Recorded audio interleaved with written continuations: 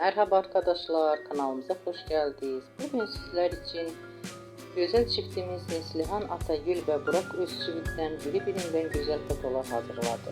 Neslihan Atagül Karasevda, Yaprak Dökümü ve Fatih Harbi dizilerinde meşhur olmuşlar.